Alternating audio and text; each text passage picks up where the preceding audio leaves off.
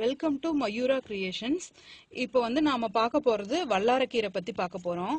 வல்லாரக்கீரைக்கு வள்ளலார் கொடுத்த இன்னொரு பேர் ஞானவல்லின்னு சொல்லுவாங்க. இந்த கீரையோட சத்துக்கள் பத்தி நம்ம சொல்லணுங்கிற அவசியம் இல்லை, உங்களுக்கே நல்லா தெரியும். குழந்தைகளுக்கு ஞாபக சக்தியை அதிகமா கொடுக்குது அப்படின்னு சொல்றாங்க. இந்த கீரை நீங்க வீட்டுல வளர்க்கும் போது நீங்க வாரத்துல ஒரு தடவை 2 தடவை குழந்தைகளுக்கு சட்னியா செஞ்சு கொடுத்தீங்கன்னா போதும். புதினா சட்னி செய்யற மாதிரி இதையும் சட்னியா செஞ்சு கொடுத்தீங்கன்னா போதும். நல்லா அவங்களுக்கு ஞாபக சக்தி கிடைக்கும். ரெண்டாவது, இந்த கீரையில நிறைய மருத்துவ பலன்கள் இருக்குது. உங்களுக்கு உடம்புல இருக்க கெட்ட கொலஸ்ட்ராலையும் இந்த கீரை குறைக்குது அப்படின்னு சொல்றாங்க. இதன் மூலியமா நமக்கு நிறைய அடிக்கடி சாப்பிட்றது மூலியமா நிறைய வியாதிகள் தடுக்கப்படுது அப்படின்னு சொல்றாங்க. இந்த வல்லாரக்கீரை பார்த்தீங்கன்னா பொதுவா ஈரமான இடத்துல தான் வரும். இதுல 2 வகை இருக்கு. ஒன்று இந்த மாதிரி பச்சை கலர்ல இருக்கிற வல்லாரை, இன்னொன்று ஆத்தோரங்கள்லயும் வாக்கிய ஓரங்கள்லயும் படர்ந்து இருக்கிறது. அது லேசா சிகப்பு கலர்ல இருக்கும். அது வறட்சியையும் தாங்கி வளரக்கூடியது. இது ஆனா எப்பயுமே ஈரமா இருக்கணும் இந்த வல்லாரை வர்றதுக்கு. இது படர்ந்து வரும். இங்க பாருங்க,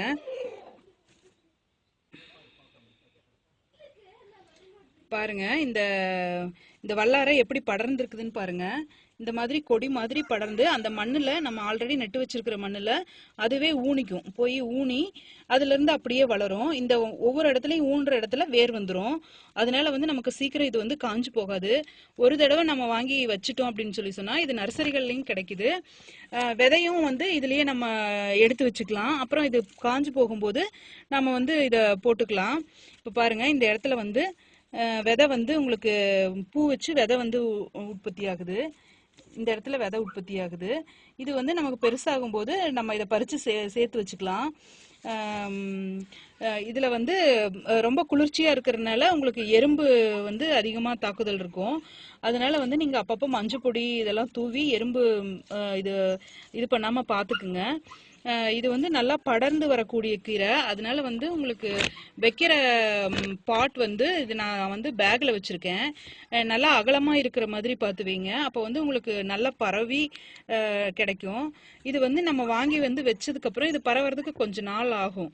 அதனால நம்ம என்ன பண்ணலாம்னா, இதுல சைட்ல இருக்கிற இடத்துல எல்லாம் நம்ம வேணுங்கிற அளவுக்கு வெந்தயக்கீரையோ அல்லது கொத்தமல்லியோ, இது நான் போட்டிருந்ததை எடுத்துட்டேன், போட்டு நம்ம அது யூஸ் பண்ணிக்கலாம். இது பரவற வரைக்கும் அந்த இடத்த யூஸ் பண்ணிக்கலாம்.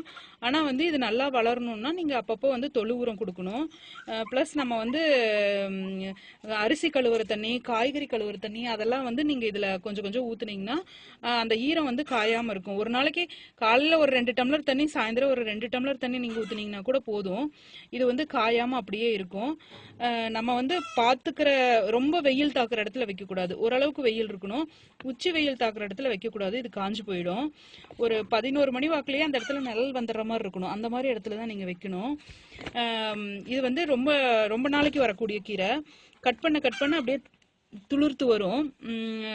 இந்த கீரை நீங்க வீட்டுல வச்சிருந்தீங்க அப்படின்னு சொன்னா உங்களுக்கு சட்னி பண்றதுக்கு ரொம்ப யூஸ்ஃபுல்லா இருக்கும்.